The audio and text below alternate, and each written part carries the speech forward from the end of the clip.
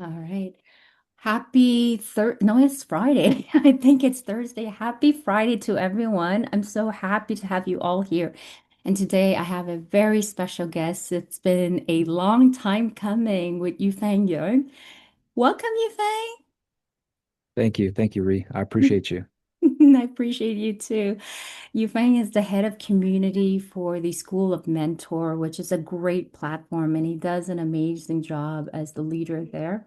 Let me just read a little bio. But today it is going to be called the podcast interview is Made in China.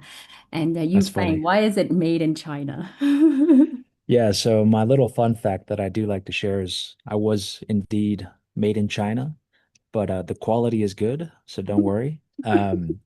And yeah, I was born in China, made in China, and then I went to the States, stayed over there for about 20 years, and now I'm back in China working online as the head of community for the School of Mentors and also relearning Mandarin Chinese. But yeah, back to you, Ree. Thank you so much. I love that. I want to Hmm. be able to read a quick bio for Yufeng.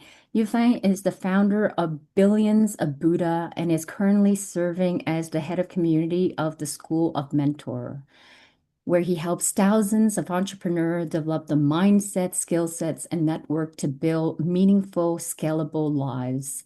His work focuses on self mastery, practical enlightenment, and real world application of timeless wisdom for modern success. So, through community, content, experiential learning, he empowered people to unlock their highest potential and create positive global impact. That is huge as a statement right there. And one of the biggest thing why I really love and adore Yufeng is that, so many people can say a whole bunch of different bullshit and they're just words. They don't mean a whole lot. They don't embody it.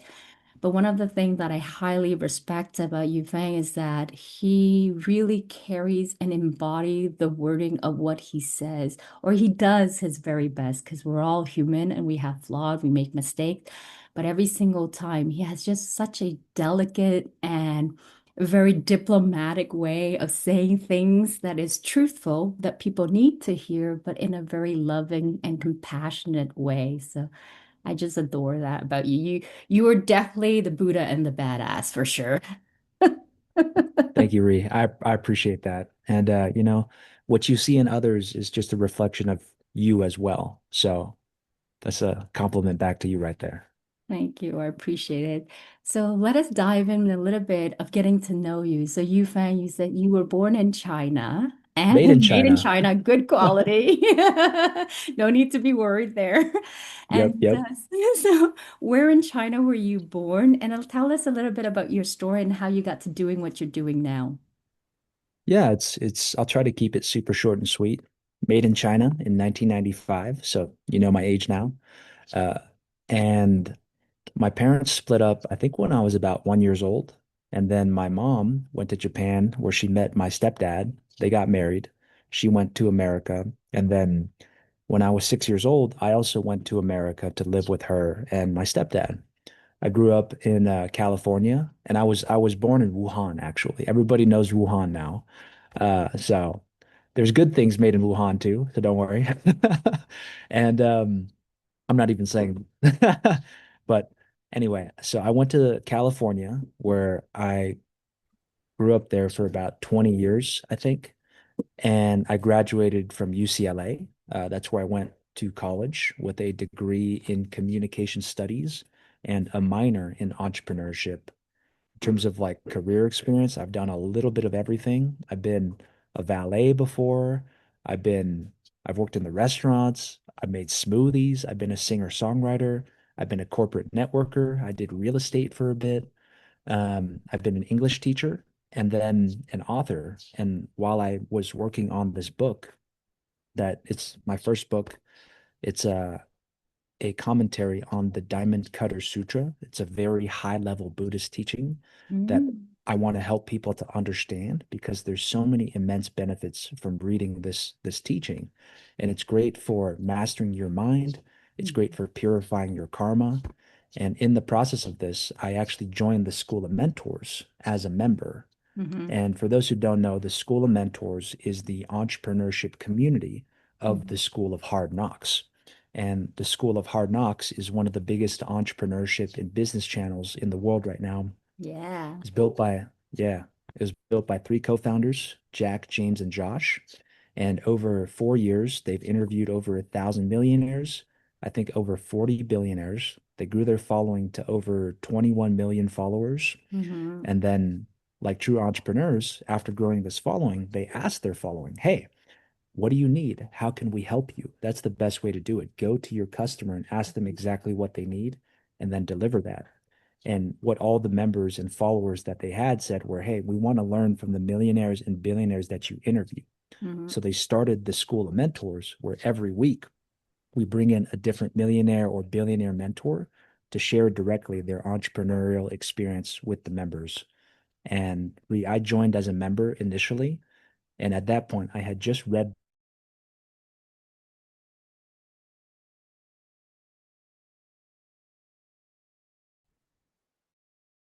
Oh, the internet kind of froze a little bit. Am Okay, I back? you're back now. Okay, cool. Yeah. I like to say the Great Firewall of China got me. It's my little excuse. Um, but yeah, at that time, I had joined the School of Mentors as a member, and I just read this book, The Go Giver by John David Mann. And it's an incredible book that totally shifts the perspective on what value is and how to contribute value. And like, I'll give an analogy. There's the example of the go-getter, and there's the example of the go-giver. And the go-getter is someone who sees the big pie in the marketplace and goes and proactively gets a piece of the pie for themselves. That's good. Sometimes we need the go-getter energy. The go-giver is like, hey, they look at the pie and they're like, hey, how can we make more of this pie? How can we make this pie more delicious? And basically, the go giver energy is about being super proactive with all the value that you have, all the knowledge, wisdom, and experience that you've accumulated, and just giving it away for free, like helping people genuinely without expecting return. And that's what I did inside the School of Mentors community. Anywhere that I could help people with mindset, with communication, I did. I took really great notes for everybody of the mentorship calls because that was a need that I saw that nobody was fulfilling. And then also, I hopped on a networking session and I helped one of our co founders optimize a networking session live on the call. And that put me on their radar. And instead of going to their 21 million followers when they needed a community manager, they just reached out to me directly and were like, yo, Yufeng, do you want the job? No interview. Didn't even interview me. They were just like, yo, you're doing it. Do you want the job? I took the job and now I've been promoted to head of community for the School of Mentors, where we currently serve over 6,000 entrepreneurs. So, Woohoo. Oh, yep, that's such an amazing story. The go-giver. I love yes, that. And there's nothing wrong with the go, was it the go-getter? the go-getter. There's nothing wrong with that. Yeah, there's nothing wrong with that, but I definitely would prefer to be more of the go-giver. And one of the biggest things that I realize when it comes to the entrepreneur world, and maybe it's the law of attraction or abundance or whatever you call them. I find that when you are at service to others, when you give freely to somebody else, genuinely give without expecting anything back, it always comes back in so many different ways, whether it's an opportunity, somebody thinks of you. That's how I experience it in my entrepreneur world. So it's just like word of mouth, people just because you give from your heart, because you don't expect anything, they start remembering and thinking the good gesture when they were at the bottom and you came and gave them a hand or, helped them out in some way. And look at you, you got rewarded too being part of the School of Mentor. That is so amazing. I want to be able to dive in just a little also because you're full of wisdom and you have just a beautiful way of articulating complex concept into very simple term. And that is a skill set. That's an advantage in itself. But talk to me about like the pressure of men. One of the biggest thing is that as much as I would like to say there are so many healthy men out there, unfortunately, in modern society right now, men are completely confused in terms of what role they should be playing. So there's on the one side where they're like, you have to be a man, you got to be the alpha, you got to be the one that poo hoo hoo hoo, and okay, there, it's good, nothing wrong with that. We need those. But on the other flip side, which is kind of in the modern world where the men are actually taking more of the feminine role of raising kids, staying at home, doing the cooking, and that's beautiful.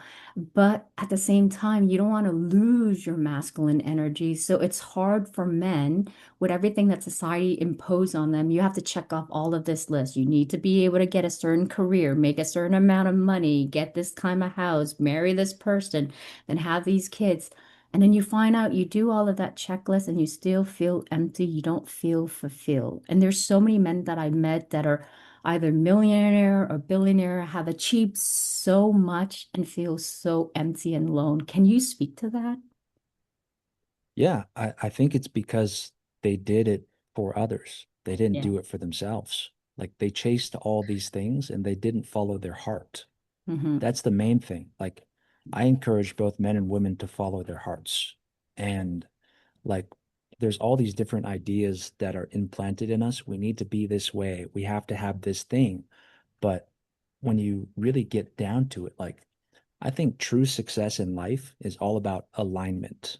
Mm-hmm. And that's the holistic success that I want people to have in life, where the external is beautiful, but Mm-hmm. it also matches with what is internal. Sometimes what you just described is the external is fantastic. There's great external conditions. I'm a millionaire, I'm a billionaire, Mm-hmm. but the internal feels completely out of whack Mm-hmm. because I've sacrificed the true desires of my heart to Mm-hmm. satisfy the standards of society. Mm-hmm. So I think what's really important is for men and women, to get Mm-hmm. really clear on exactly what they personally desire, Mm-hmm. remove the filters.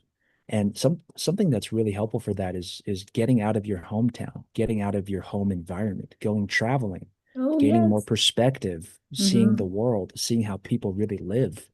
And there's so much to get into on that, but I think there's a lot of inner work and discovery. And, it's a step by step reclaiming of the masculine territory. That's kind of how I have experienced it Mm-hmm. as. Mm-hmm. Um, I feel like that masculinity is definitely like under attack in certain ways, I think. Mm-hmm. Mm-hmm. And so is femininity, to be honest. But I truly believe that one thing, if you're unclear on where to go, I think physical health is always correct. And if you invest more into physical health, I believe that that is directly correlated with embodying more of the natural energy that we're supposed to embody or naturally have. Like, as I've seen, like myself investing in my own physical health, Mm-hmm. I'm feeling more and more grounded in my masculine energy, the healthier that I am. Um, but yeah, that was quite a big question. Can you give me like a more Yes, specific I can one? definitely. Yes, absolutely. Yeah. That's a pretty Yeah. good answer because for Mm. men, it's definitely movement and it's definitely being able, because you guys are hunter, you're like out there doing all of that stuff. So you need to be able to tap into that energy. There's a certain element of men that really truly belongs to men. Although I'm extremely strong as a woman, I can take down a guy. I just don't have the same strength as most men. I'm not going to be delusional and go like, I might be able to win a couple of guys. I might not be able to outdo most of the men.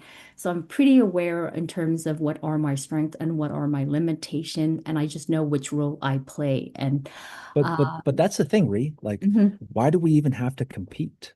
Like, we don't have I don't to. know. I don't Mhm. know who set up this competition. Like, men Yeah. and women, the masculine and the feminine, yin and Mhm. yang. We've been the best team forever since the beginning of the human race. So Mhm. it's like I don't know why. Like, there's this feeling of like competition now. There's no Yeah. need to do this. I agree with you 100% because that's why I started the men's circle because there shouldn't be a competition. I think it's about validating and appreciating both sex and Yes. understanding we are not better either or without one another. We can't do without the other. You do need Mhm. the opposite sex to be able. I can't do the things that men's do. I can't be narrow focused. I'm multitasking on different things and certain things, even though men are super strong, can be extremely nurturing. They can't do the stuff that most women's do as well. And I think Mm. the more we can work together as a team, as you show that and demonstrated very well in the School of Mentor, is when you have collaboration, when you bring all these different entrepreneurs and you gather all of their brain, their intelligence, their knowledge. That's what elevates everybody. It's not, there's enough to go around for everybody, honestly. Like it really depends on your mindset. But let's talk to with regards to this, because I do think you have the very healthy masculine energy of being able to Mm. balance between the feminine energy as well. So every single man and woman have both the masculine and the feminine energy. Just depend Yes. on certain context that you have to utilize that. So, as you were growing up, what was the perception that was taught to you by society, culture, whatever, the people around, of what it is to be a man, Yufeng? And then what you learned throughout that course to now you're seeing it in a different perspective. What was the definition for you? Yeah, I mean, one, like I always felt like I had to have a six pack. Like that was just the norm. It's like I just got to have it. And I think the what is taught to us, one is like don't it's almost like don't feel your feelings or Mm, like it's not okay to feel certain feelings. Like my dad, like my biological dad, he has three rules mhm, for men, and it's like one of them, men can't cry. mhm, And it's like, well, why not? Like, there's nothing wrong with that. Like, it's an emotional release, it's mhm, cathartic. That being said, like, I'm also very aware that it creates certain perceptions. So mhm. maybe don't cry in front of your woman, or maybe don't cry like crazy. Yeah, Maybe yeah. a single tear coming out. That's okay, bro. But like I just think that men need to be allowed and need to allow themselves Yes. to feel all the feelings, Mm-hmm. not act on the feelings. Mm-hmm. And there's a great quote from Michael Smoke, one of our mentors, and he said that the suppression of Mm-hmm. expression leads to depression. This Absolutely. the Mm-hmm. suppression of that. And Mm-hmm. what I've noticed for myself is that for men and for women. There's Mm-hmm. different energies that are moving through the body, that are moving through our minds. And when we suppress that, when we suppress the natural flow of that energetic river, Yeah. that's what leads to problems. When we Yeah. bottle it up, that's what leads to explosions.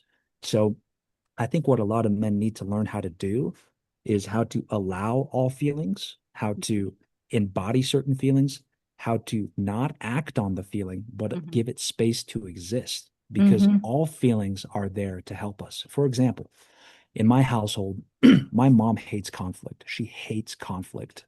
And she would All like start Asians do. crying. Yeah. And she would start crying like every time me and my stepdad would get into a conflict. Mm-hmm. So in my head, I learned it's not okay to feel anger. It's not okay to express anger. But later on, what I realized is due to my suppression of anger, Mm-hmm. I wasn't able to hold my bottom line a lot of times. And I got walked all over by a lot of people. Yes. And what I learned then too is like, well, ask, why is this feeling here? Why is this anger here? Well, anger actually is to show you when your bottom line has been crossed or is Mm-hmm. about to be crossed. It's Mm-hmm. there to serve us, it's there to protect us. Now, there's certain ways to express the anger, right? Like Mm-hmm. you can express it unskillfully or Mm-hmm. you can express it skillfully. You can Mm-hmm. literally you can go crazy and bottle it up and then explode and then there's conflict in the household. Yeah. Or you can say, "Hey, like what you just said there made me a little angry and I Mm-hmm. wanted to let you know. Um, but I'm doing my best and actually beneath the anger is just hurt. Like, Yeah. why did you say it? Did you intend to say it like that?"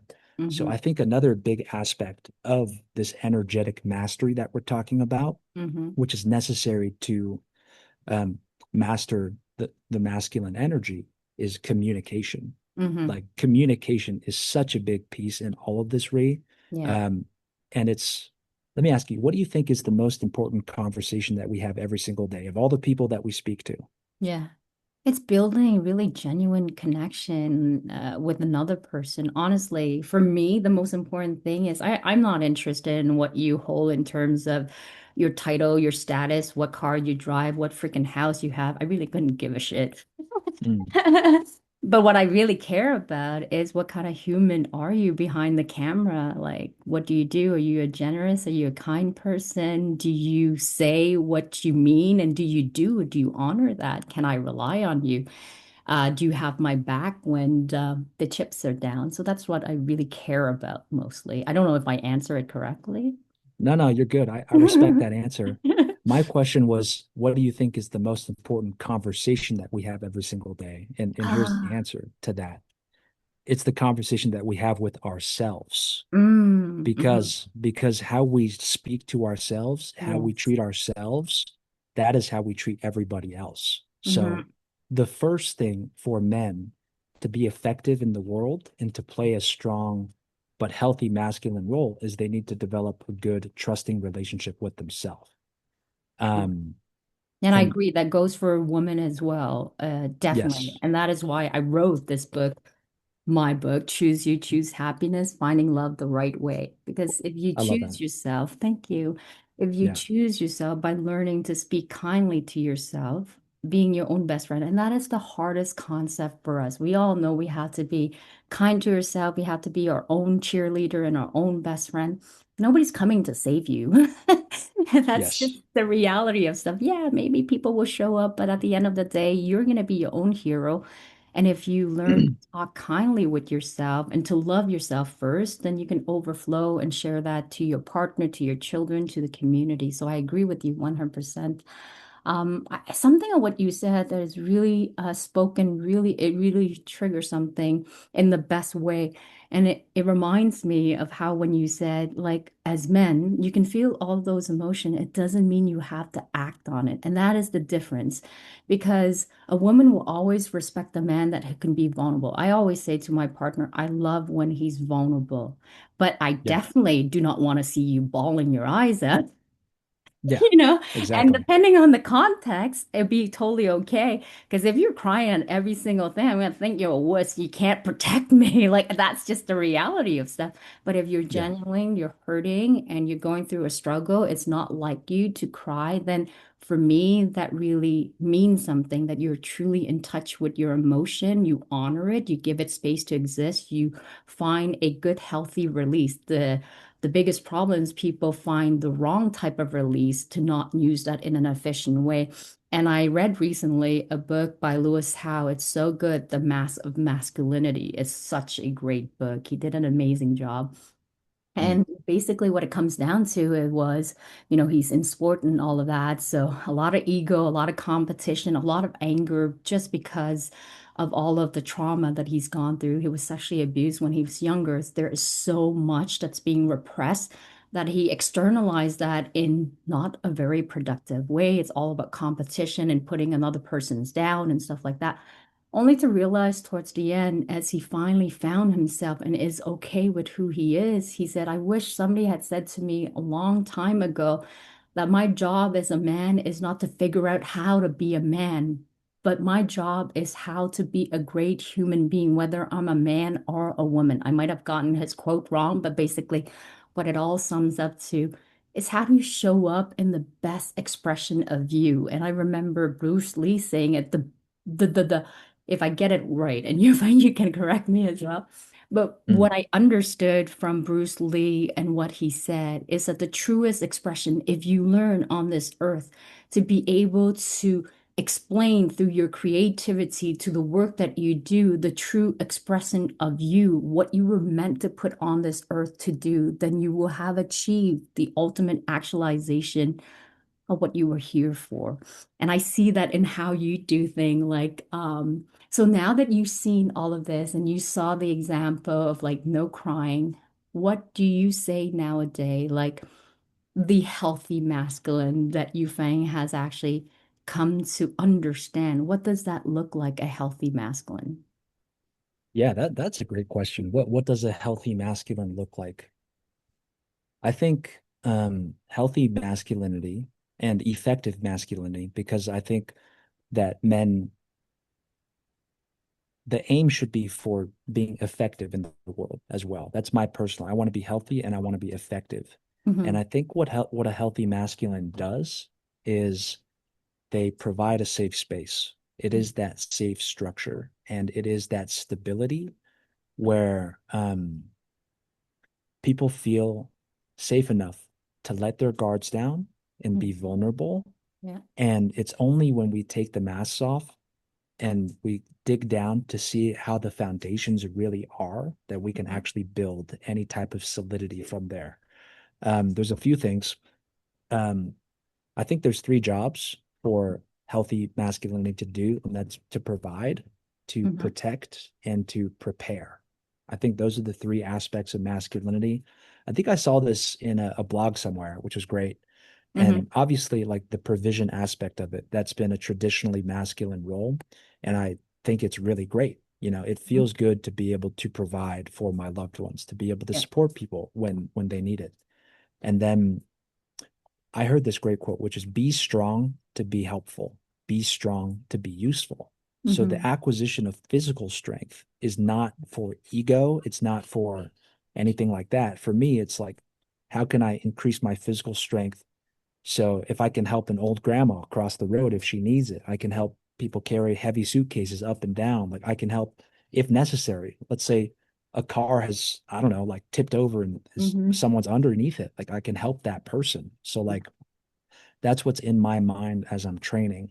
And then the preparation aspect is like prepare for the future, Mm-hmm. anticipate unforeseen things that might pop up, and then do my best to prepare for those situations. But like, I think what women desire is they desire presence. They desire a Mm-hmm. man that is here, they desire a man that is present.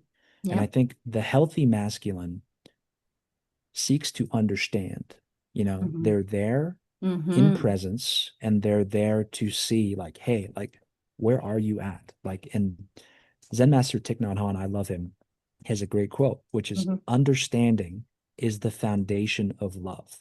In Mm-hmm. fact, it is love's other name. And that has always been the approach that I do my best to take. It's like, I love hey, it. how can I show up with presence? How can I show up in generosity, Mm-hmm. freely giving everything that I've acquired to help this person? And then how can I do it from a basis of understanding? And I Mm-hmm. think what a lot of men need to, or I would encourage them and challenge them to develop is that patience, is that presence, Mm-hmm. is the listening skills to be able to put themselves in another person's shoes. And like if you can put yourself in another person's shoes, then you know really how to help that person. Um, and then there's a great one. I'm not sure who said this, but they said the masculine grows through challenge and the Mm-hmm. feminine grows through praise. Mm-hmm. And I was an English teacher in China from 2023 to 2024. Mm-hmm. And I think like working with little kids is also great to like learn how to be in that healthy masculine energy. Yeah. Um, and challenge is a great way to help people grow. You're going to want to give them a challenge that is slightly outside of their current competency. If you've Mm-hmm. read the book Flow, it's Okay. essentially like if you challenge someone to a task that is 4% more difficult than their current competency, that Mm-hmm. allows them to enter flow state a lot better. And Mm-hmm. then praise. Who doesn't love being praised, right? So generously heap praise when you see good behavior to reinforce that good behavior. So I'll give you an example, Ree. Mm-hmm. Um, when I was teaching these kids in China, there were some kids during class that wouldn't sit very well. You know, they'd Mm-hmm. all be all over the place. And then there's six kids that are sitting well, one kid that is not. And I used to focus too much on the one kid that Mm-hmm. wasn't sitting well and be like, hey, sit well. What are you doing? And I Mm-hmm. would ignore the six that were sitting well. Right. Yeah. Yep. But then when I switched my approach to just praising the kids that were sitting well, I'm like heaping generous praise. That one kid who wasn't sitting well suddenly was like, oh, let me sit well too. And then you give them praise. Yeah. So like praise and challenge are great ways to help people grow if Mm-hmm. you're a nurturer of humans. If you want to Mm-hmm. help humans grow, you're going to want to master these two tools. Mm-hmm. Um, and then one last point, I really wanted to show this to you. This was super Yeah. powerful. It's a cute little Chinese comic. Look at this. Okay. So Uh-huh. what this says is, I really hate you. And this is like this person talking with themselves. So an aspect Oh. of themselves has Mm-hmm. come up in this moment, and Mm-hmm. they're like really adverse to this. And Mm-hmm. then they said, if you weren't here, everything would be okay. If you weren't here, I would be okay. And they Mm-hmm. push this little guy off, right? Yeah. And this is what we do in the moment. We Yeah. Some people, they don't know how to accept themselves and they push themselves away. Mm-hmm. And then that aspect of themselves is falling down, Mm-hmm. falling, and then hits the ground and Mm-hmm. is broken right here. Mm-hmm. And then here they're patching themselves up. Mm-hmm. So Yeah. and then See that? they're climbing up, they're climbing up. Okay. And then at the top you see that this original self that had rejected this other part Yeah. is shivering in the ground in fear and Mm-hmm. trembling. And then they kind of make up right here. And it says, Mm-hmm. no matter what, I'm going to love you. Mm-hmm. And I think what happens a lot with men and with women, Mm-hmm. when something comes up that's a traumatic reaction, Yeah. right? When something comes up, it's a lot of trauma. And we push it away or we repress it or we reject it. But in Mm-hmm. that moment, if you can love both that aspect of yourself that you previously were not able to accept, and you can love the self that has the instinct to push that aspect away, then Mm-hmm. you can really love all of yourself and you can really start integrating. Because really, all of those traumatic responses arose because we didn't get some type of love that we needed. Yeah. So, Yeah. um, my hope is just that everyone can really learn to love themselves. And I Mm-hmm. think that self-love is the key to developing healthy masculinity, healthy femininity, Mm-hmm. strength, success.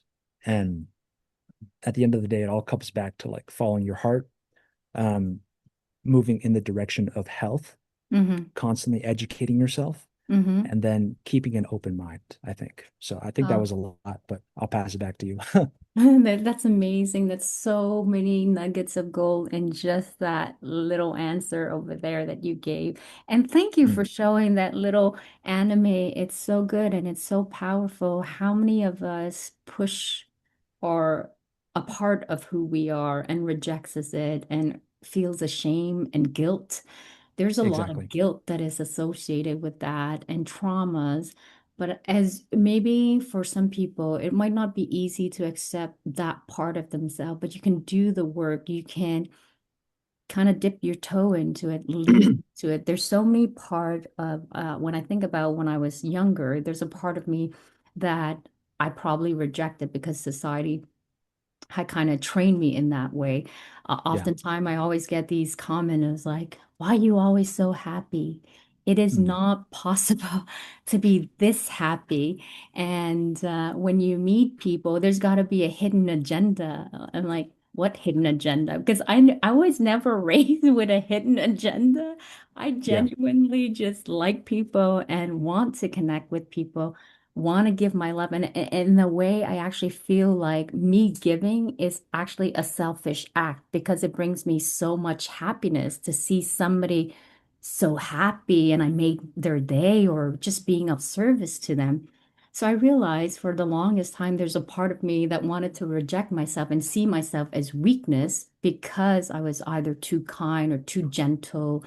And then there's the other component where I actually learned that I can be kind and sweet and still be firm where you don't take advantage of me because there is a fine line between boundaries of you could be kind, but you can also have a certain limit.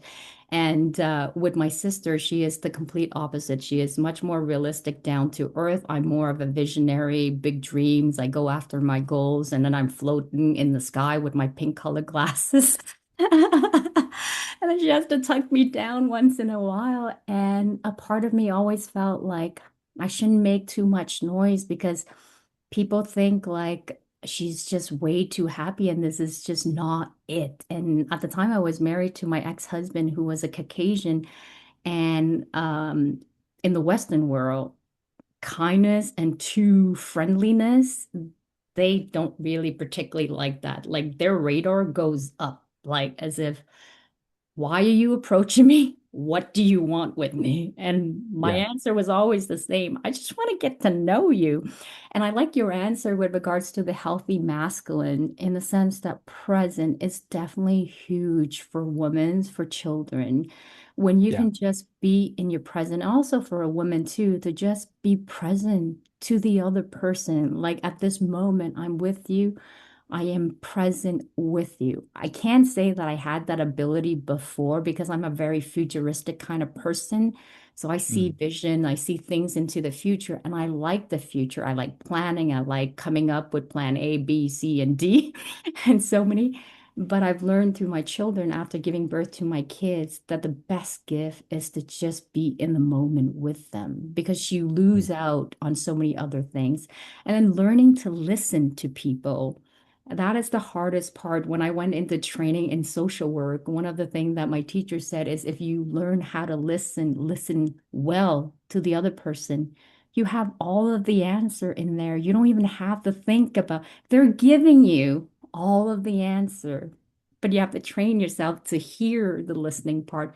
So everything of what you said really makes tremendous sense. Because if a man can hold a space for a woman, allow her to live her emotion without the need of wanting to fix, the nature of men wants to fix, come up with solution, but just being present and asking her, what is it that I can help you with? What do you need me to do at this moment? And just to be there and show up for her, make her feel like she's important, she's cherished, and that her opinion matters to you. She will move mountains for you. A woman can do a whole lot for the man that she loves, and vice versa. I think maybe the question I want to lead into this, because you have walked that path and because you have done your foundation as well, talk to me about your foundation for 1,000 Buddha, why you created it. Yeah, thank you, Rhea. I appreciate that. I will hop into that, but I do Yeah. want to reflect back on some of what you've said. Yes. First off, I think there's a difference between like being super selfish Mm-hmm. and enlightened self-interest. Mm. And I think we're all experiencing life as individuals and as a collective, as groups, as units. And if you think about it though, if everybody just took good care of themselves, Yeah. then every problem would be fixed. Mm-hmm. And Mm-hmm. a lot of issues come when we don't address our own issues and we try to solve other people or fix other people.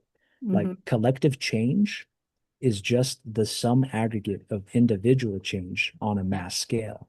Yeah. So I think education really is the key. And then if you think about it too, Reed, like I only have my one playable character. If life was a game, I only have this one playable character. Everybody else is an NPC, a Mm-hmm. non-playable character. Mm-hmm. I literally cannot control you whatsoever. Like Mm-hmm. I can try to use my mind to move your body and I can't, just like that. So if you think about it, if everybody else is a non-playable character, then why would I allow them to dictate how I live my life? Makes no Mm-hmm. sense. Mm-hmm. I'm the only playable character that I've got. So Mm-hmm. really just be yourself. I encourage everybody to lean into themselves as Mm-hmm. long as it's like in a loving way, you know? Mm-hmm. And then in terms of like the suspicion in some of like the Western culture, Mm-hmm. it's my analysis of that is like when you're in a multicultural society versus a Mm-hmm. monocultural society, there's a Mm-hmm. big difference. And in the States, I've experienced like there's like oh all these different types of cultures and customs and I don't know like what how they move and like Mm-hmm. there's a Mm-hmm. lot to adjust to, you know? So I think everyone's on their feet a little bit Mm-hmm. because of like all the different cultures, all the different customs. We just don't know like who this person is. And then when you're in a monocultural society, everyone understands the same exact culture. So Mhm, that's a definitely a part of it. Um, and then a few other things. There's a difference between listening to respond mhm, and listening to understand. mhm, As Buddhist practitioners, we say that as the intention is, mhm, so too will the result be. And I want everyone to really like hone in on the power of intention. mhm, Intention is everything and it mhm. can change, it can move mountains. So Yeah. when you shift your intention from like intending to listen to respond to Mhm, intending to listen to first understand, mhm, then like all of your energy is focused in understanding. And Mhm. then from that understanding, you can really, really help. Um, and then Ree, you're gonna like this one. One of our members, I'm always uh, like salivating. What's next? yeah, one of our members, he gave us a great line, which like he says this will save marriages, which is, Yeah. Okay. do you do you want a solution or just Mhm. a shoulder right now? Do you Mhm. want a solution or do you just want a shoulder right now? Mhm. Mhm. And I think if men just learn that question and ask that to their lady, hey, do you want a solution right now, or do you just want a shoulder? I Mhm. think that can help a lot because as men, we express love through actions. We Yeah. express love also through words, but like we do want to fix things. That's just Mhm. how we are. Like that's just we love to do that. I love to do that. Yeah. But I think what a lot of men need to know is women are more than capable of solving their own issues, like 110%, 110%. And they just want you to be there. Like that's Yeah. just it. Like you don't have to solve 95% of the issues. It's just like, just listen to me and I'll Mhm. solve it. It's Mhm. it's more like it's more like just help me recharge a bit, like from Yes. the pressures that I'm facing. And after you recharge me and help me Mhm. recharge, then I can go and solve it again. So Absolutely. just be her battery pack or be her outlet, A I reboot. guess. Exactly. Yeah. That is a very good advice. I actually got that from one of my wonderful friends. I have seniors who are older, much older than me. I always like to play with the best of the best, like because I want to be the best. I want to be able to absorb and not to be the best just to beat people. I want to be the best in the version of me. So I want to know where is my maximum that I can achieve in this lifetime before my time has come up. I just want to know Mm. where I can get there. And he actually explained it to me. That's in plain, simple term. When he shows up for his wife, he will always ask her, "What role would you like me to play right now? Do you want me to solve your problem? Do you just need a hug? Do you need me to just play a certain role?" And it's clear. And I use that same technique in my relationship where I just tell my boyfriend right now, most of the time, I tell him most of the time, all I really need, babe, is a hug. That just tells me everything's going to be fine. You know that I got this, under control. I just need to reboot my battery and then off I go again. And he knows. Like now it's become so accustomed as a reboot, poof, back she goes on her solution again. There you go. There you Yeah. go. I love, so talk to me about your organization that you founded. I thought the philosophy is so good. One of the things that you said that really um hit straight to my heart is intention. And this Mm, is a huge proponent and you do it very well. The reason why you are amazing in what you do, Yufeng, is that your intention, your energy matches. A lot of time people say a lot of beautiful word, but it's not aligned with their energy. Their nonverbals and their verbal are creating a contrast.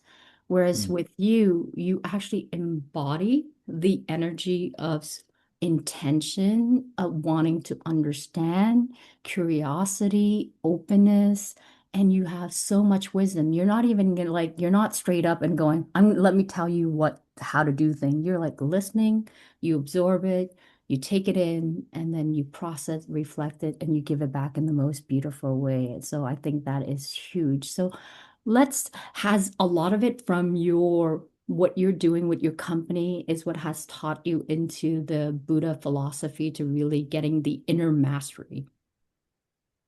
yeah, I think my Buddhist practice has definitely been a huge, huge part of like Mhm. this inner mastery journey that I'm on. I'm Mhm. not going to claim that I've achieved inner mastery. I think anyone that claims that has not achieved it. Mhm. Um, but like basically, my journey with Buddhism began in college. My mom gave me a little booklet called How to Love by Zen Master Thich Nhat Hanh. Ooh, okay. Um, Yes, I he's so recommend great. that book. I recommend that book to everybody. And as soon as that book teaches you how to love yourself in the truest sense of the word, it Hmm. restores the meaning to the word love, I think, in a beautiful way. Hmm. And when I started reading that book, Ree, I felt so peaceful for the first time in my life. I'd never felt that level of peace before. So I was Mhm. kind of just following my peace. I was following whatever Mhm. gave me hope, whatever gave me inspiration. And I dug deeper and deeper into this Buddhist journey. And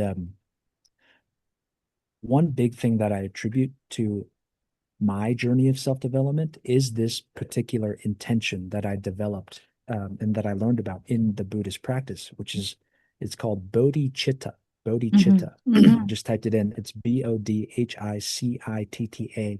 And Mhm. what it means is the desire to attain enlightenment, to Mhm. attain the highest level of wisdom for the benefit of all. Mhm.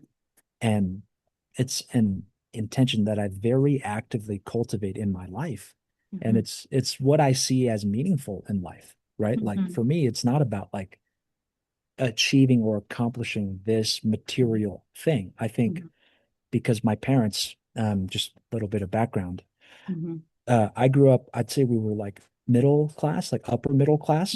Mhm. And my parents did an amazing job of providing all the material things for us, but they Mhm. weren't there in presence. They weren't there um, like with us a lot, and they didn't pour a lot emotionally into us. And I was very unhappy sometimes. Like we Mhm. had all these things. I'm in a beautiful environment. We're in a beautiful house, but why do I feel unhappy? Mhm. And I realized that true happiness in life comes from a good relationship with ourselves, Yeah. but great relationships with others as well. Mhm. Um, so like for me, like I've always pursued that relationship with self and how can I help others? How can I help others at the highest possible levels?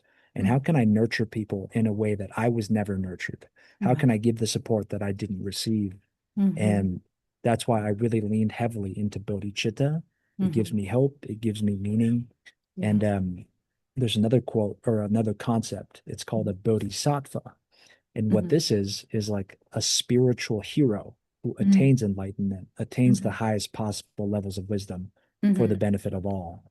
Mhm. And that's how I choose to live my life because I it fills me with purpose. It fills me with meaning. It fills me with hope. I think it's a beautiful thing. And it just fulfills me to pay it forward, to be a support for others.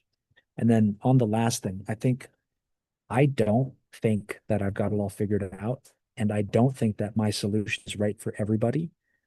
And the greatest teachers that I've seen in life are simply sharing what they love.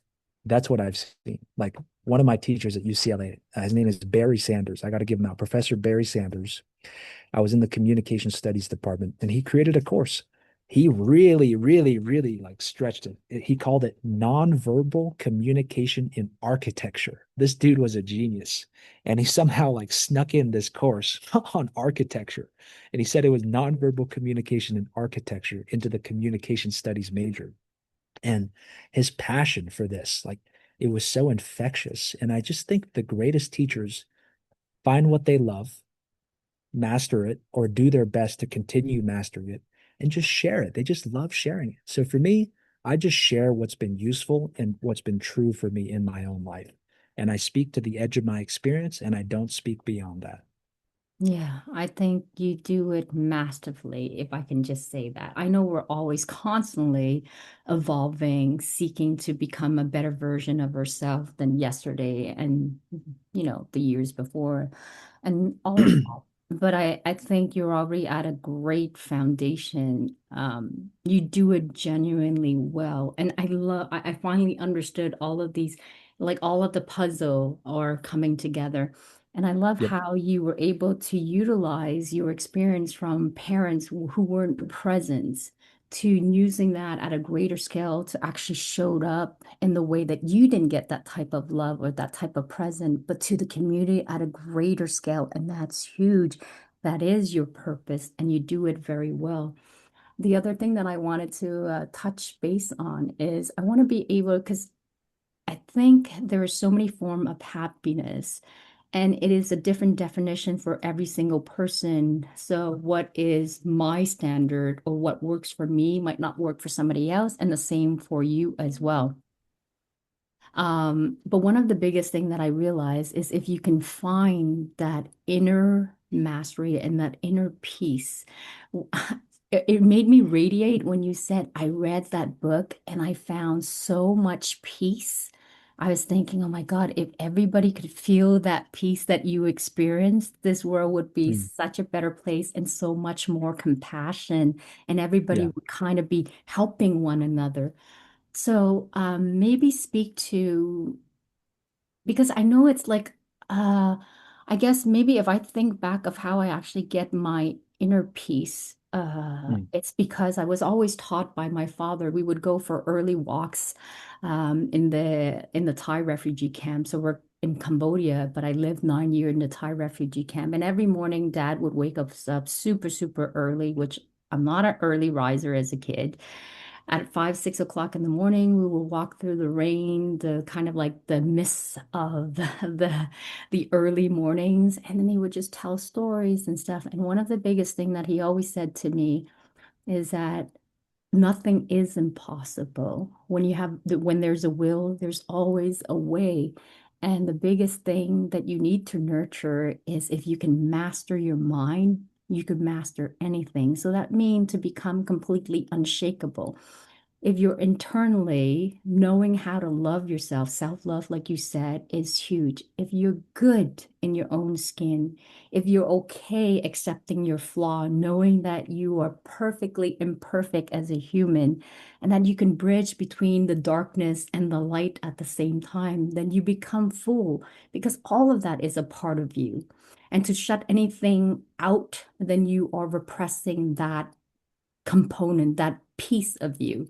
So I try very, very hard to love every part of me. Am I always in love with myself? No, but in the most part, I think I am damn delusional, maybe in some way. I like hanging out with me. I think I'm pretty cool in the most awesome way because I'm a loyal friend and I give genuinely without ever expecting anything back. So I guess maybe the question that I would ask is, if you could talk to your younger version, what is the three lesson you would pass on to the younger Yufeng, what you know today, and also to the audience?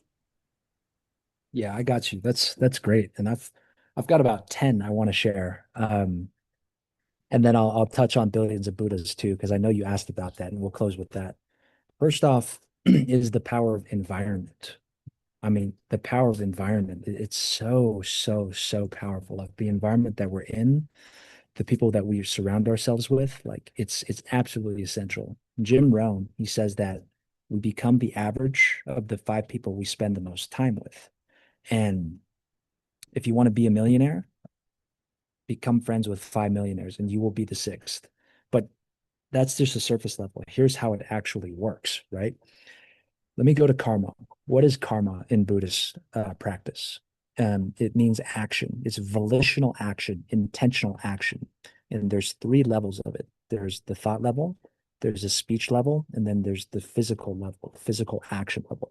And this is how manifestation actually works. I'll give an example. So an idea comes into my mind. Okay. This is the seed. This is at the thought level. I'm hungry. How about some pizza? Right. And at this point, you have two choices. You can either let it go and be like, nah, maybe not pizza, maybe noodles instead. Or you can say, yeah, pizza sounds good. And then you plant that seed of that thought into the ground, metaphorically. You give it some water and then it grows and then you got your fruit. Now, in real life, what that means is we're going from the thought level to the speech level. And I'm actually calling up Pizza Hut after I've decided to have this pizza. I'm like, yo, Pizza Hut, give me a double cheese stuffed double sausage pizza. Boom. I've taken it from the thought level to the speech level, right? And then I take it to the physical action level. I get into my car, I drive over to Pizza Hut, I grab this pizza, come home, and here I am sitting with this physical pizza. It's an actual reality that I can interact with that began completely as a thought. And that is the process, very simply, for manifesting everything that we have in life. Everything that you're wearing, everything that you're, interacting with, all your computer right now, all the physical possessions that you have, all the relationships that you have, anything you've ever accomplished, it all happened through this very simple process. So the most important thing for people to understand is how to choose the right thoughts, how to choose the right thoughts, and how to love yourself enough to choose the right thoughts. There's a great quote from Lao Tzu, which is, watch your thoughts, they become your words. Watch your words, they become your actions. Watch your actions, they become your habits. Watch your habits, they become your character. Watch your character, it becomes your destiny. So if anything is going wrong in my life, like, and if anything's going right in my life, I look at, hey, what are the thoughts that I've been having that led to this whole chain reaction? And I think the most important thing, and this I can encapsulate it within a quote which I created, which is curation is the cure. Curation is the cure. Now, what is curation? Well, it's related to the job of being a curator. What is a curator? A curator is the person in a museum or an art gallery that selects the art for that gallery. They get to decide what comes in and what stays out. And if anything's going wrong in my life, I know that I've allowed in some input, some thought or visual or physical action that I was not able to hold my bottom line that led to that negative output. And then when I can change the inputs, I can change the outputs. And a lot of people, they're stuck because they keep doing the same thing over and over again, expecting different results. That's a quote from Albert Einstein. That's the definition of insanity. Trying to do the same thing over and over again, expecting different results. Karma is absolute. You know, if you plant an orange seed, you're going to get an orange tree every time, as long as you nurture it well. That being said, if you plant a tree of toxicity and you water that tree and you're still doing the same habits, then you're going to get that toxic tree every time. So you got to change something if you want to change something. So that's kind of what I tell myself. And then linguistics, language, it's the magic of humanity. You have to understand the absolute power of language. For instance, Reed, close your fist like this and then make the active command, close my fist, keep the fist closed, and then try to open your hand while commanding yourself actively, keep my fist closed. Can you open your fist? If the active command, you can't. We can't. So like the language, you got to really watch your language. You got to really watch how you're speaking to yourself, what you're thinking to yourself. And then I'll share a really quick story. I was in UCLA, right? And I joined this fraternity. And there was an activity that we had in this fraternity where we get to select our big brothers, our mentors for us. And I used to have a bad habit of telling white lies to people to get people to like me. I don't know why I did it, but I did it. And basically, I had put this guy as number one. His name was Adam Hakeem. I still remember their names. Adam Hakeem. I put Austin Kopp as number two. These were my two top selections for my big bros. But I lied and I told Austin that he was my number one pick as well. And I told Adam that he was my number one pick. And throughout the process of like figuring out who was going to be my big bro, obviously it came to light that I lied about this. And I had to apologize in front of the entire fraternity of like 80 dudes. It was super duper embarrassing. And I had to take a really good look at myself. I'm like, geez, man, I can't do this again. So in that moment, after that, I decided 100% honesty, 100% honesty, 100% on. That is what I'm committing to. And really, like a maniac, this is how I learned about the power of the mind and how quickly we can reprogram it. 100% honesty was the only active thought that I thought for the next 28 days straight. Like I didn't say anything else to myself. I literally, like the contents of my inner dialogue was just 100% honesty, 100% honesty, 100% honesty, like a maniac for the entire day, for like a month. It was insane. But what I learned from that is one, if you really want to make a change, if you really want to cultivate any characteristic or trait within yourself, all you have to do is just keep saying it to yourself and keeping it at top of mind. For me, when I kept saying 100% honesty, 100% honesty, what would happen is in those moments where there was an opportunity for dishonesty, first off, I built up the momentum of that 100% honesty thought loop. And it created some space between my previously conditioned reaction of telling a lie and the 100% honesty picking to tell the truth, which could feel uncomfortable. But because I had built up that momentum, I could make that choice. And when I made that choice, I felt the river of energy within me shift and reinforce this 100% honesty. And after a month, I was completely honest. I had done that. Now, what this reveals is that there's two types of thoughts that we have, right? There's passive thoughts and there's active thoughts. The passive thoughts are the things that are reverberating in our head and in our minds from our past experiences. This could be what society's taught us, our parents have taught us, what we ourselves have curated in. And then in the moment, we also have the choice to do active thinking, which is like with a mantra, with an affirmation, 100% honesty, or I'm a millionaire, or I'm financially free. You can program that in right now. And you can do what I like to call mental reps. Mental reps. It's just like going to the gym and doing 10 reps of a bicep curl. The exact same thing you can do with your mind. So people need to understand the power of active thoughts and do a lot of active thinking around the results that you want. And then curate in all the inputs that someone that has your results would curate in, reverse engineer your success, understand how thought becomes things like that karma, the three levels, and then just believe in your ability to change because we're always changing.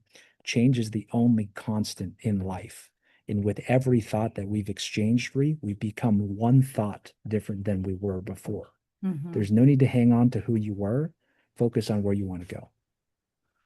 There's so much good in there. It's so good. It's so juicy. Um, I love it. There's so much that I'm eating up. You explain it so well, and it's so easy to digest, and I'm sure our audience love this. Um, Something of what you said that really spoke to me. I really want to be able to touch on this one. Uh, like how you had said, like you got to be a curator of what you let in and what you don't. Yes. And it's here's the key thing. Like when people ask me, what is the meaning of life, with the existential question that we always ask. And I really think that life is much more simpler, the solution of happiness and stuff like that. It is so plain right in front of your face, but you can't see it because you think it must be like some complex thing, puzzle that you have to figure out. And the truth is this, like when I went to the seminar, it's a pyramid scheme type thing. And Yeah. people are going and people are cheering and they're saying all of these things. I am great. I am the best. And I can feel like I can do anything. And these people come out of this event and they're like, oh, yeah, I can do it. I'm like, but we've been saying this to you for like so many years and you don't believe it. But you go to this rally of people who are brainwashing you and we know it's a pyramid scheme, but you're coming out of that totally believing that it is possible. And at that moment, I realize change, it's really all in your mind. If you believe that you can change, then you can replace any thought, any process, the person that you are. You can change like that. People think it has to be complicated and stuff. Yes, there's definitely transition. You need to build on it, just like a Lego, one piece at a time to developing the new skill and the identity and the characteristic that you want, for sure. But if you master it well enough, you can actually replace that identity. Like I know I can learn to change myself if I wanted to. If I make a decision and I commit to it, and that is my conviction, and nobody else is going to tell me any differently because I don't follow norms. I like to go by my own norms. I live in my life. I dictate my destiny. So I can switch it up like that. And I remember, just to give you an example, like I have a bruising. It's nothing like I went on a scooter electric Mm. ride with my son and we did a competition. And normally, when I believe in myself, then I can always win, I can do. But because I had a moment of hesitation as we're going through the curve, so what I did was I jerked the scooter a little bit too fast. So I went flying, and then that's when I had the accident. But then Yeah. it dawned on me as I was sitting there like, I'm hurting and I wanted to cry because there was like blood everywhere. And I'm like very faint. I can't do blood. Like I will faint with blood. I mean, I can handle a whole lot, but blood is just one of my weaknesses. And I sat there and I wanted to cry. And then I realized at that moment, I had such an amazing time spending quality time with my son. And it was such a blast. I didn't want this moment of this fall to actually ruin the situation. And I remember dad saying, the pain is really a choice. You can choose to either let it continue to hurt you, or you can choose to replace that thought by something completely different. And then I just basically snapped out of it and I was like, what pain? Like, yes, it sucks. Yes, there's a scrape. Yes, it hurt. But I had such a great moment that I can definitely tolerate pain. And the moment I said, what pain? So I started getting up on my scooter and we just went back and I didn't feel a whole lot. Yes, it hurts. And then when I put the peroxide on, it was burning, piercing a hole through it. It Yeah. hurt like a motherfucker. But, just to showcase that your mind can control so many things. If you decide something, if I decide today, this is the person I am becoming, and you make that decision and you act on the action on a consistent basis, you will become that person. And it's that simple. You can make that choice. It doesn't have to be complicated.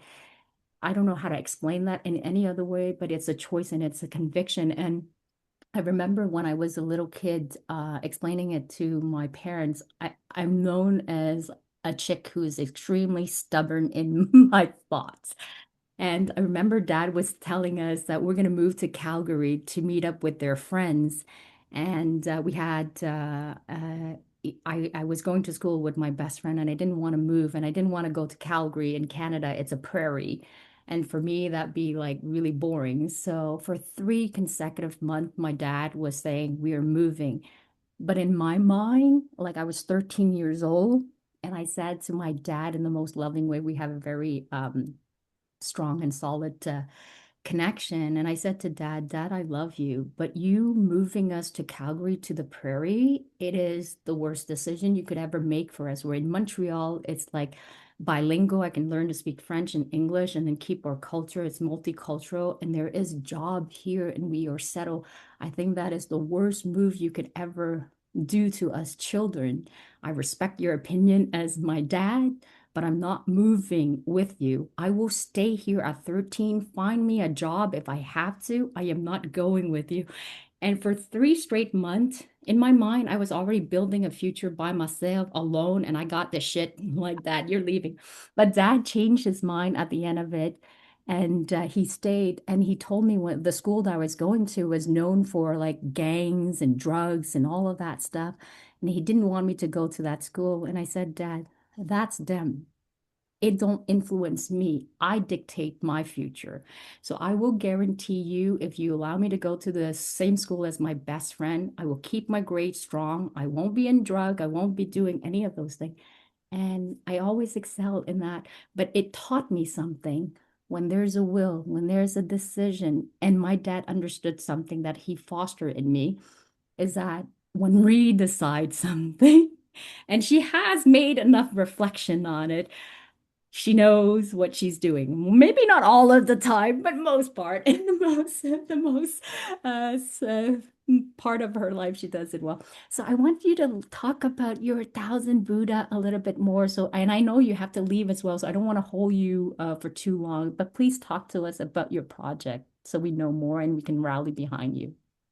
Thank you, Ree. Yeah, no, I love that lesson that you just shared there. And hey, you're powerful at 13. You're powerful now. That's amazing. Thank What I know about success and about things is that the decision comes first, you. Hmm. and then the reality manifests after. People who go into entrepreneurship and are not committed or half committed or wishy-washy about it, like Hmm. they're not going to be successful until they set down and make that decision. Like success is a decision. It's not a if. It's like, when is this happening? How Hmm. is this happening? This is Yeah. definitely happening.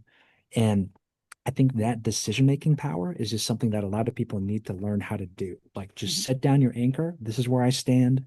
This Hmm. is what is important to me. I'm going to make it happen no matter what. And then the thing about change is that we only change when we feel worthy of change. Hmm.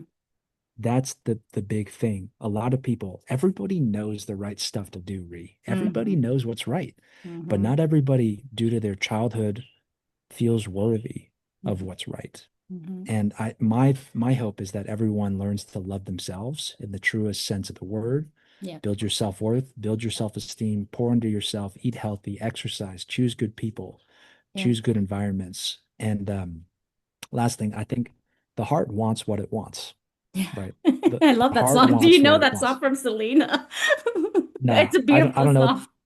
I don't know that song, but like there's a great quote which is from Dan Martell. If you're in your head, you're dead. Mm-hmm. And for me, I hope that everyone learns to drop into their heart, learns to listen to their heart, learns to follow their heart, learns Mm-hmm. to express what's in their heart in a healthy way. Yeah. Um, and just really like following the heart because I Mm-hmm. did so many things before and I wasn't able to keep up with any of it because it was all mental. It was all mental. There wasn't heart in it, you know? Mm-hmm. It was exploring different things. It was following the trend. It was chasing the shiny object. Mm-hmm. But if the heart's not in it, you're not going to be successful because you don't have the longevity to stay in the game long enough to do it. Mm-hmm. And if your heart is in it, then you're going to enjoy the entire journey. And that's kind of my hope for everybody. I want with billions of Buddhas. That's my dream. It's called Billions of Buddhas. Yeah. And how this came to be, I got 3 minutes. I'll try to keep this short. Mm-hmm. Um, Basically, the peace Mm-hmm. and the inner stillness and the clarity and the compassion that I've been able to develop. Um, just that peace that I feel, that's what I Mm-hmm. want to share with everybody through billions of Buddhas by teaching them these universal principles that they can learn to guide their own minds. A lot of people they don't even know how to steer their own minds yet. You Mm-hmm. know, they don't know how the architecture of the mind, how it works, how manifestation works. And once you master those things, you can be a Buddha and you can be a rich Buddha too. Like Yeah, that's kind of the other absolutely. aspect of it Yeah. because it's holistic, right? Mm-hmm.